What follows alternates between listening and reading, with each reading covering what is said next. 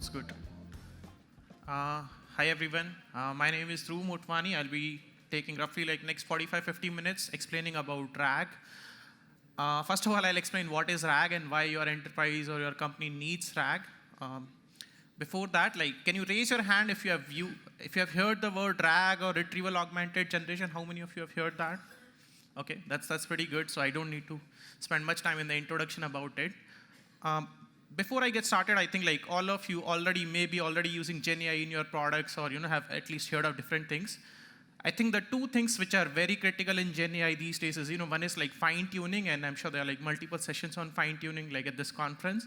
The second is RAG basically. So there are a few sessions here. I was looking at some other sessions which talk about like how to do RAG, what is RAG and stuff. But in this session, I'll be spending roughly like 30-40 minutes showing you a live demo of RAG. So we'll build, all of us will together, we'll build a live RAG pipeline, and you will be able to see like how it works basically. Yeah, so just as he was mentioning the agenda basically, we'll have like multiple parts. Most of this part is going to be like a live demo. I think I already gave like brief introduction about what is GenAI, what is RAG, and then the other thing which you need to know is like why you need to do RAG basically. What is the main advantage of doing it RAG, and why like whatever GenAI system you are building needs to have RAG basically. And then we'll spend roughly like 30 minutes on like going through the demo. But before I get started on explaining everything, let me show you a live demo on how it looks like on the front end. Then I'll when I show other things, I'll show like what is happening on the back end, and how we can modify things basically. Let me just sign in, just 1 second.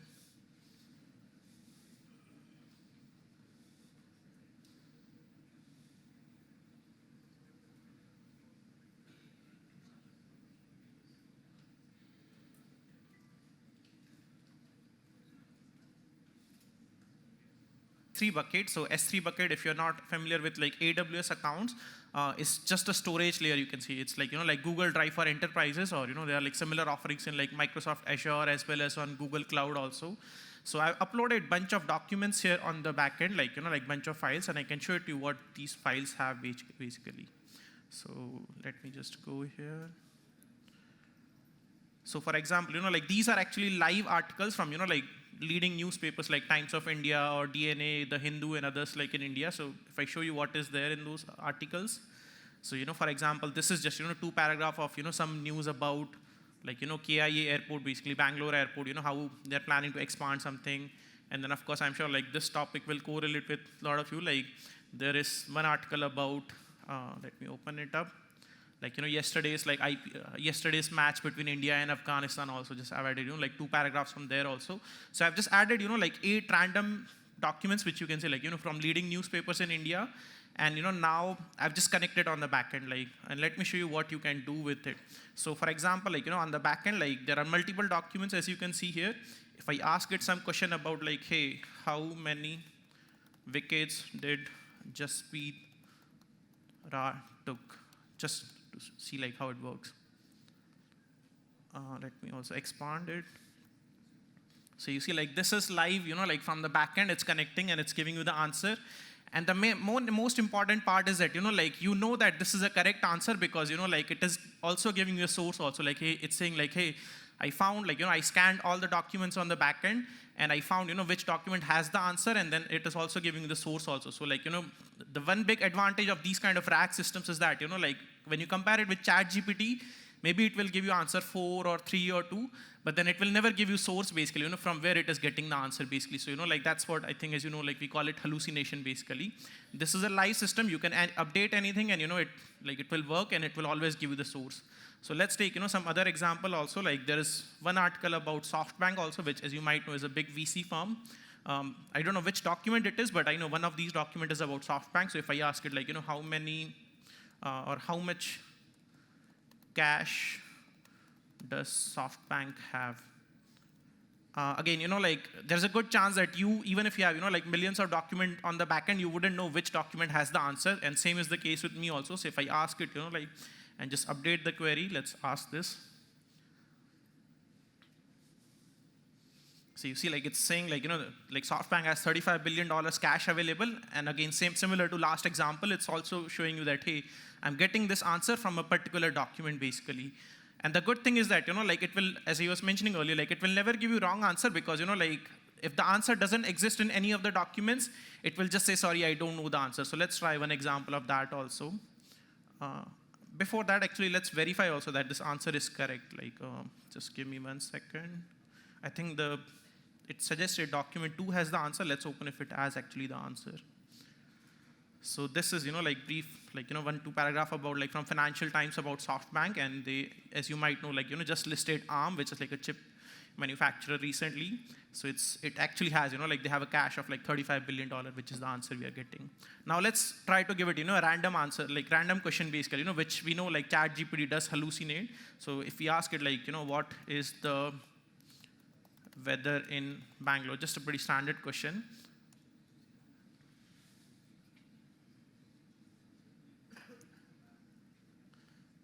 So you see, like it's saying like the answer is not present in the passage, but it's still saying like, okay, like from the internet I can get some information, but like the key answer is that it's not finding in any of the passages basically, which is the information you want.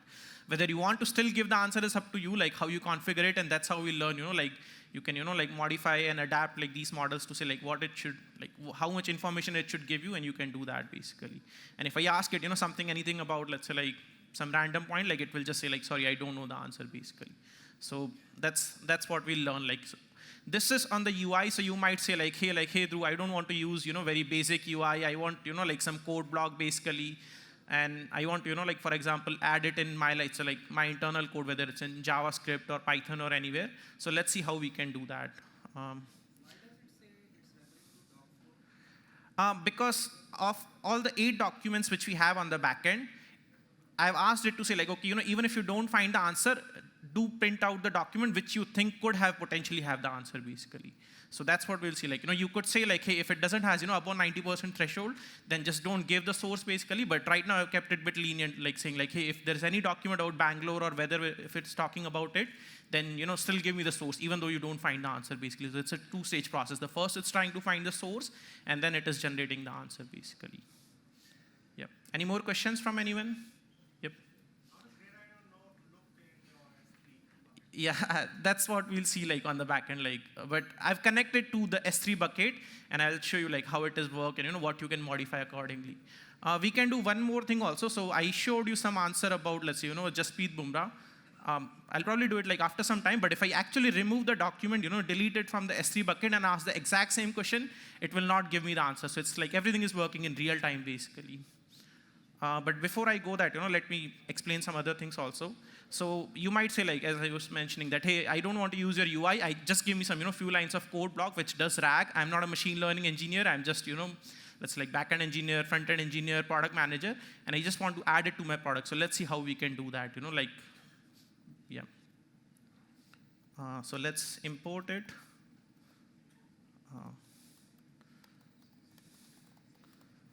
I think it should be pretty big. By the way, this package is live on PyPy, so like, I mean, it doesn't have all the features right now, but if you go here, you can still see like, SpringtownAI. So you see like, I uploaded it, last week. It doesn't have all the functionality which I'll be showing, but like, it will be there. So maybe if you check it after a few days, you'll also be able to run it exact same code which I'm running in just few lines of code. So let's run it actually. Let's create a RAG client for it.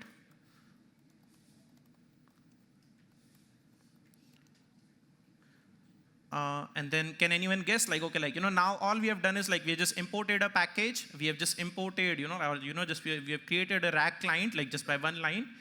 Now, how many lines do you think it will take you to get, all the things which we are doing on RAG? Like, you have to connect on the S3, you have to do embeddings, you have to connect to foundation model, like maybe like 10 line, 20 line, 50 line, 5 lines. Yeah, I'll show it to you in like one line basically that, you can just do it in like RAG. So let's run this. And currently, the function I'm calling will be printing 2 things, or like, it will be passing 2 arguments. Let's say equal to RAG client dot query S3 data, and then let's ask the same question: how many wickets did Jasprit Bumrah took. I think the name might be wrong of the function I'm calling, but let's see. Yeah, so it is, first of all, it's showing you, printing you all documents that it is indexing basically. So like on the backend, there are 8 documents. So it's saying like, hey, I've indexed 8 documents. Now let's see what it has printed basically. So you see like, again, the same answer which I showed, like print, and then we can also print the source also, and it will tell you, okay, like I'm getting this answer from document 4 basically. So it makes it very easy, whether you want to use it API, whether you want to use it, JavaScript, Python, even on the UI, you can just do it RAG. Like you don't have to worry about what's happening under the hood basically.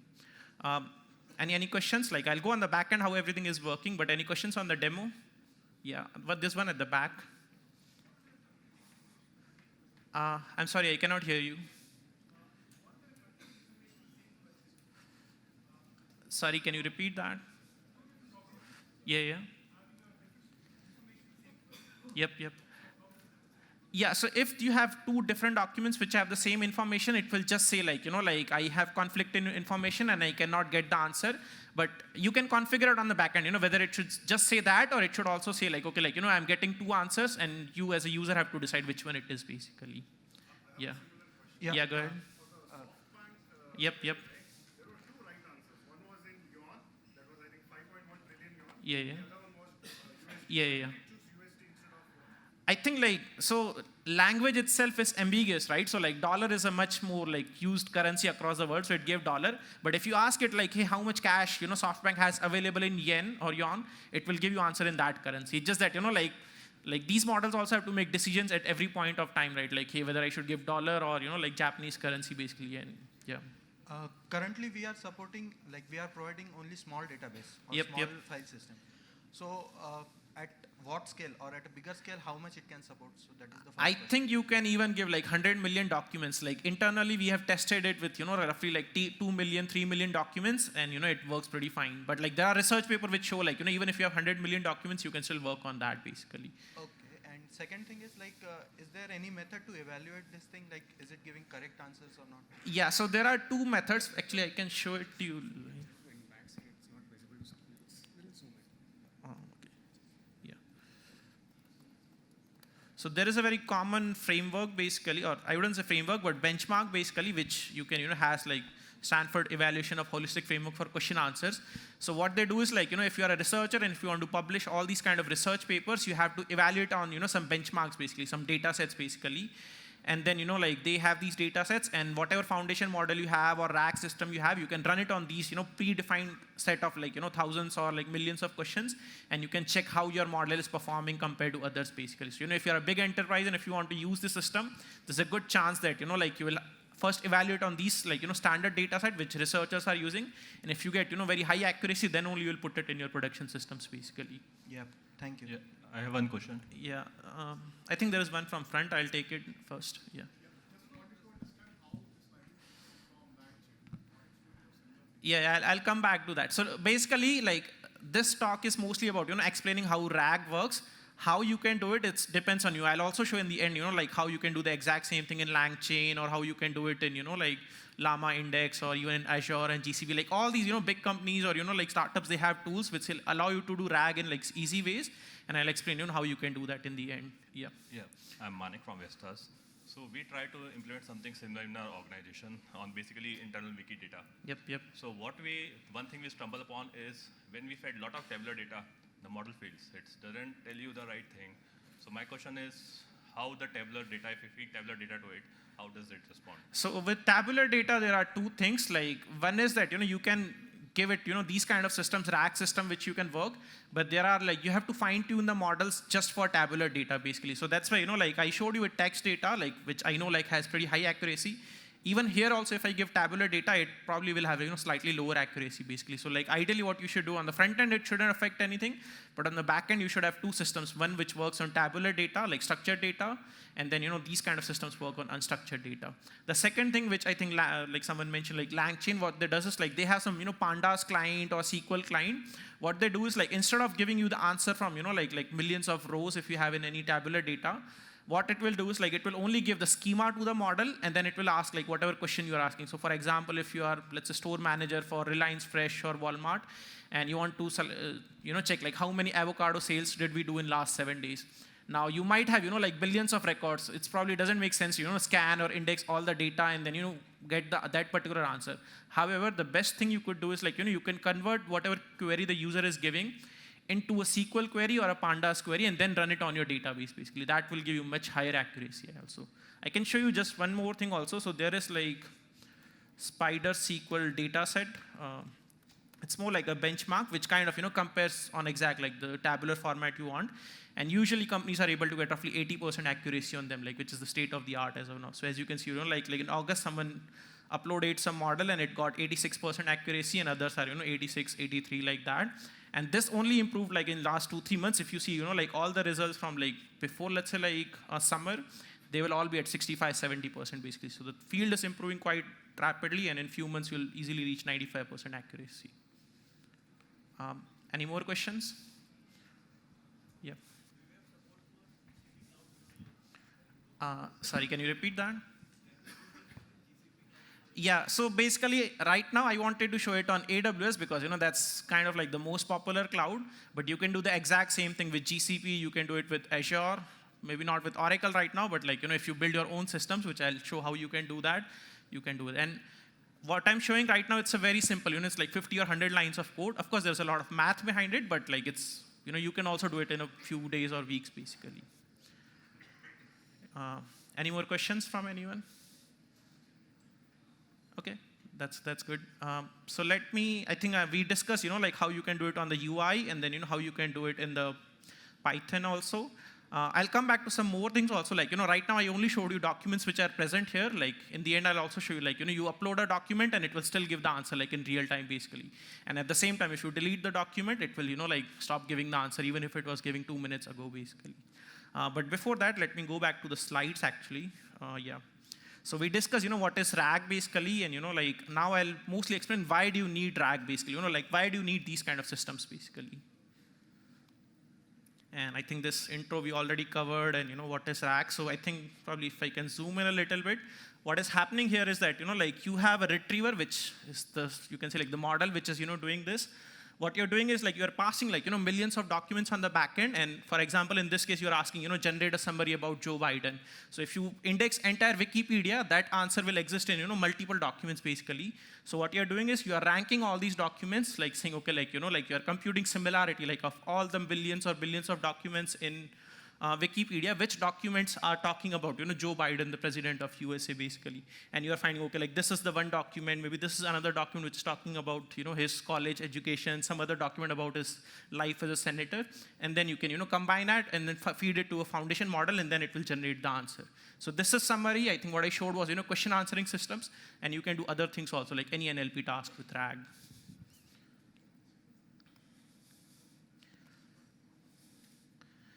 Yeah, so basically this is just the diagram of what is working. So I think I showed you like like on the UI as well as like some Python SDK.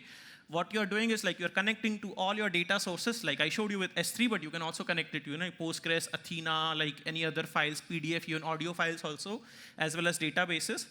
You need to create, the very first thing which you need to do is like you need to create indexing of the data. So if you have used things like Elasticsearch or Postgres, you index the data, right? Like at least that's the technical term people use like for whatever you do under the hood. So here also you do indexing.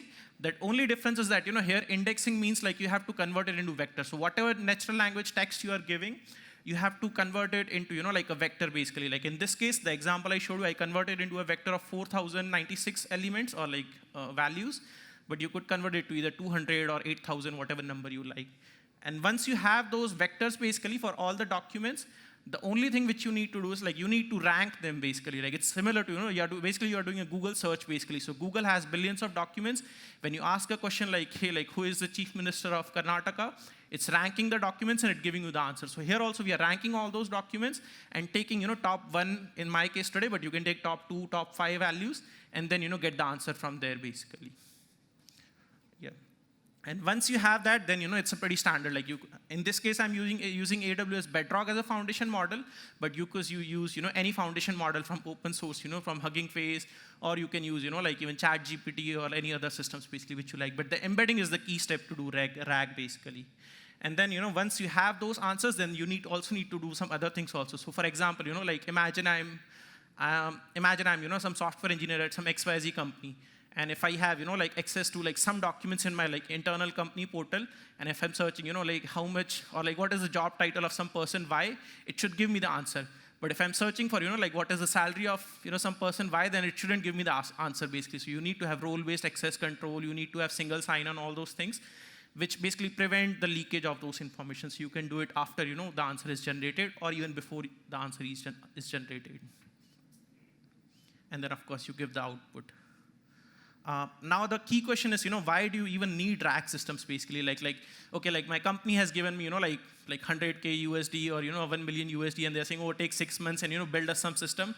Like, why can't you use ChatGPT for these kind of things? Why do you have to do RAG basically?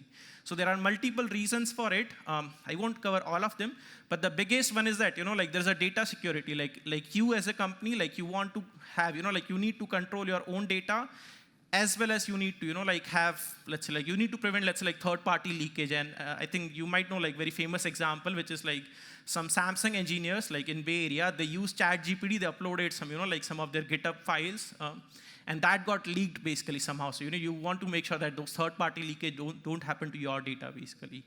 And of course, you need ownership also. Like I showed you one example, but like if you understand these things, you can build it on your own basically.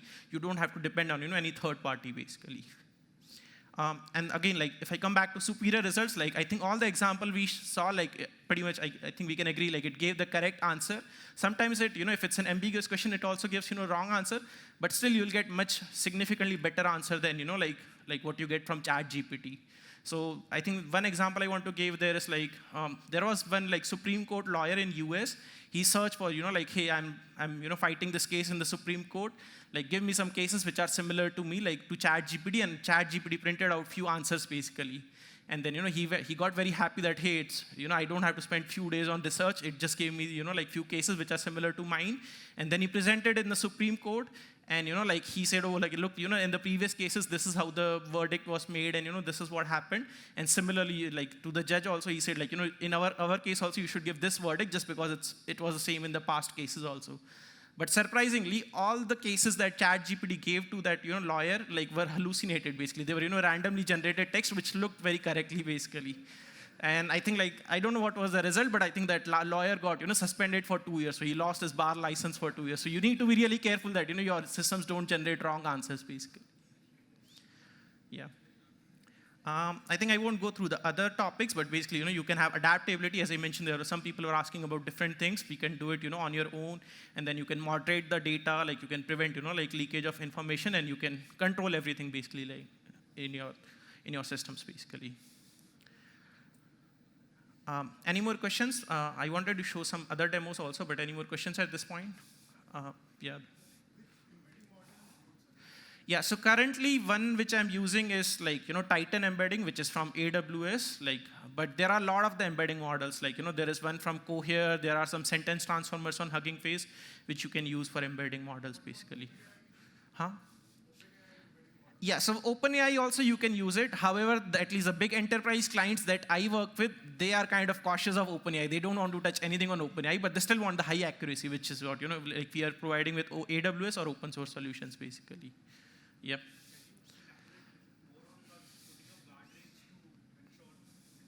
Yep. Yeah, so there are multiple ways you can put the guardrails. Here what I'm doing is, like, at least the demo I showed you, you see, like here I'm using administrator access on the top left, right?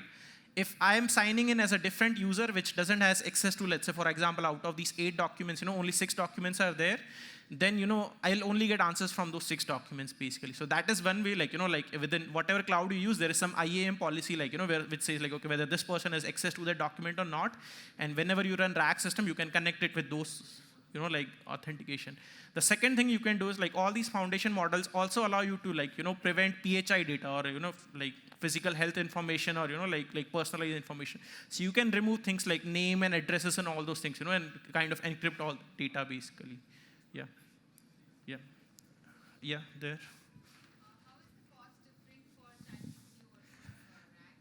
Yeah, so that's good. Like, because here, like, you are only paying very minimal cost. I showed you with 8 examples, but even if you run it with 100 million examples, you will only pay, like, for each query, I would say, like, roughly like maybe 1 or 2 cents basically. That will be the cost. The main advantage is that because you are using an embedding layer before that, it kind of like you are only sending 2 or 5 documents to the foundation model. So like it's like 1,000 or 2,000 tokens max which you are sending. If you use everything with ChatGPT, then like first of all you cannot even send 100 million documents to ChatGPT, right? It has a context length of 4,000 tokens basically. And even if you scan through, like you build some Python script which goes through all of them one by one, each query will take at least couple of dollars basically. And if you have a lot of users, like you are easily talking about tens of thousands of dollars which you will spend on that. Here you will only spend maybe like I would say few dollars if you have few queries, but then if you have even tens of thousands of queries, it will still be like max double-digit dollars basically cost. Yeah, so currently, like with Bedrock, like there is no infra cost, like it's like connecting to API. The only infra cost is I'm running a very small T3 machine basically, which I think like even if you run it for 1 year, it will cost you like $10 or $20 basically. So it's like almost negligible cost. But this is a demo use case. Even if you run it on production, like the cost will be like like significantly cheaper than running like ChatGPT basically. Yeah, on the back.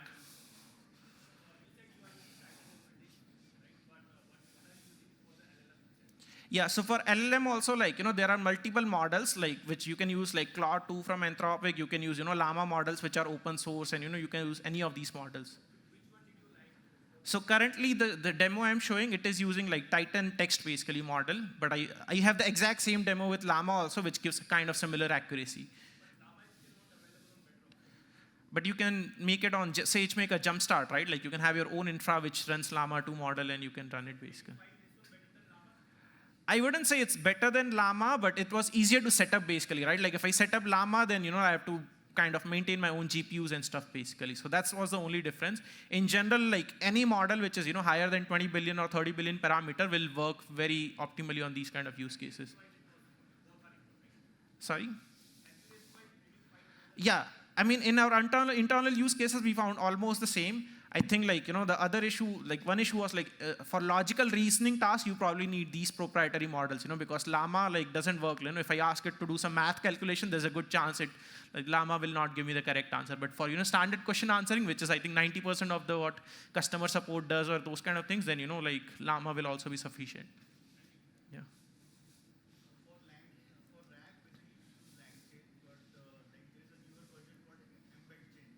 Yep. I wouldn't say embed chain is better than LangChain. To be honest, I haven't used embed chain. I've seen people other use it. They still prefer to use, LangChain basically, but I don't think I have enough opinion on embed chain to sell it. Yeah. Yep, definitely, yeah. Yeah, to be honest, I've also not checked it till now, but I'll see. There is another thing I think which most of you might know. There's something called Llama Index also. They have a lot of, like rack type of infrastructure. I'm showing you one use case, but people use it for 10, 15 different use cases. And like it works, and they have a lot of boilerplate code, so it makes it very easy for you. Yeah.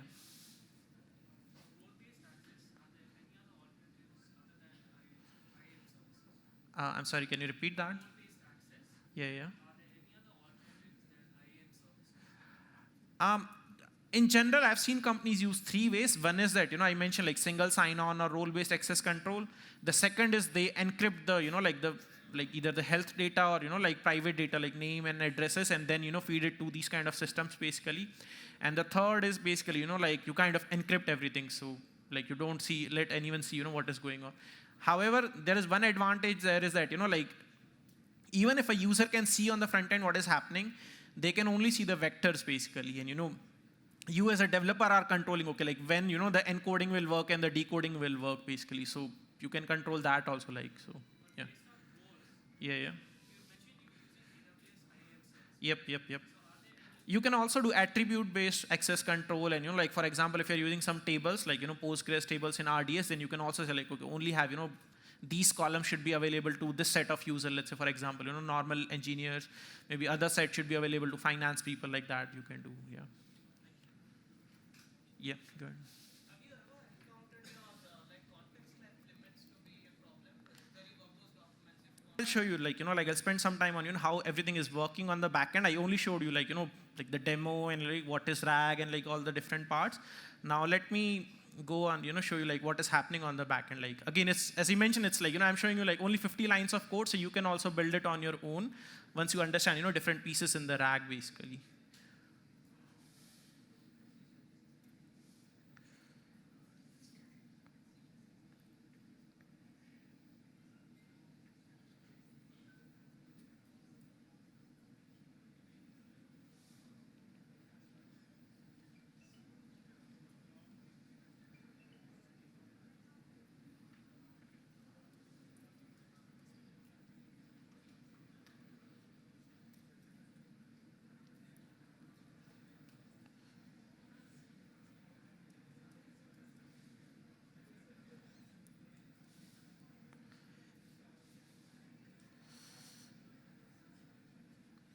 Yeah, so as I mentioned, let's start from here.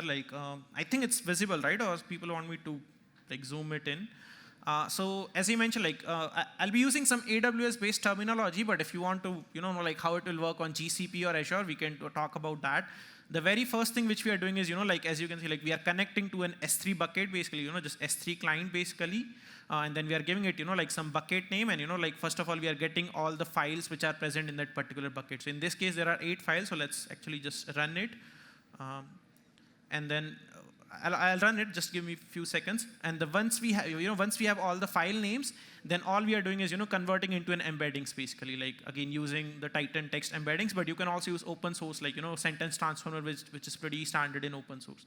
So let's run this. Just a few lines of code.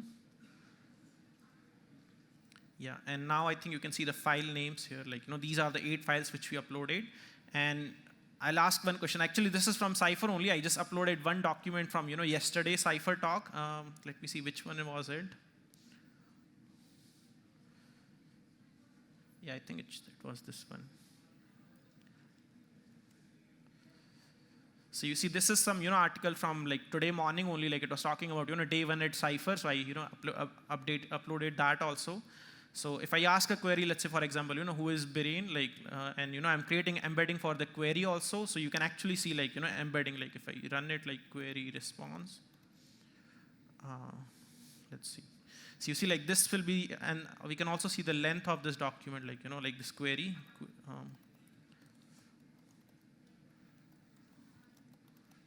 So you see, this is an embedding of, 4096 elements, basically. But that is configurable. Sometimes you can do it with less also.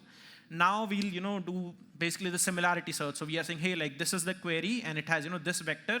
Now give me, out of these 8 documents, which document have, very similar to this query, let's say, basically.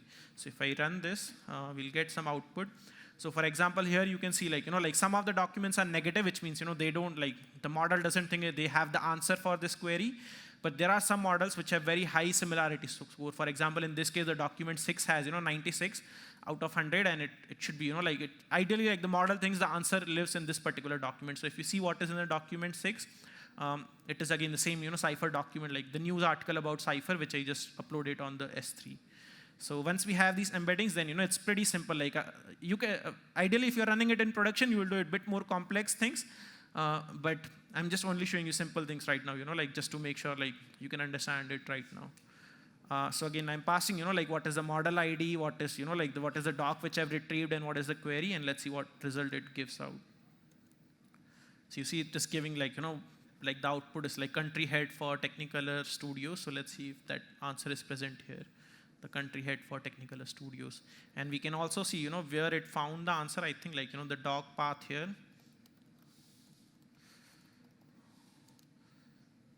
So you see it's saying, I found this answer in the document 6, basically. So this is very small application, right?